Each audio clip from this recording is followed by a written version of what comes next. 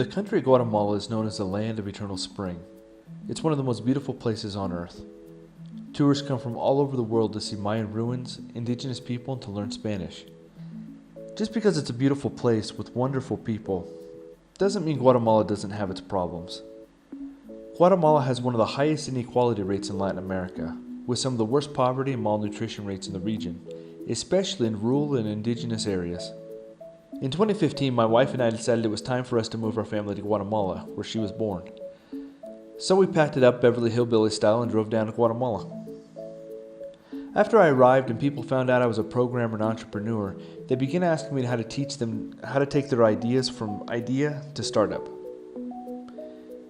In the process, I learned that Guatemala has a lot of talent, a lot of ideas, and a lot of knowledge. It simply lacks resources and opportunity. There are a lot of problems when it comes to employment down here in Guatemala. One of the biggest problems is nepotism or favoritism. If you were looking for a job and you got the qualifications, if the owner's friend or son wants the job, you're just out of luck. The second problem here in Guatemala is that if you don't have a certificate or a diploma, it's very hard to find work.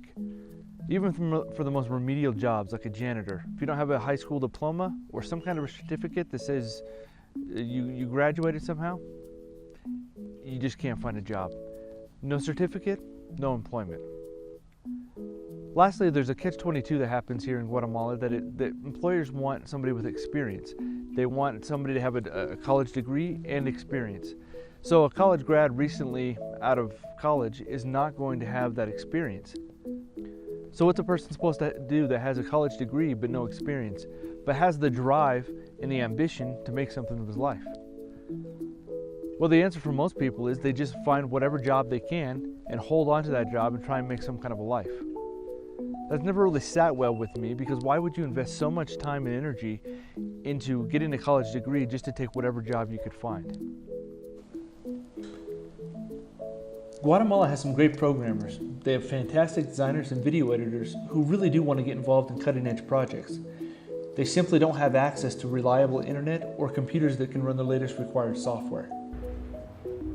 Hi, I'm looking to raise $50,000 for an incubator here in the beautiful city of Quetzaltenango, Guatemala. That money is going to be used to rent an office, to buy devices such as computers, tablets, phones, and anything else we might need to make this a success. Please help us bring technology to Guatemala.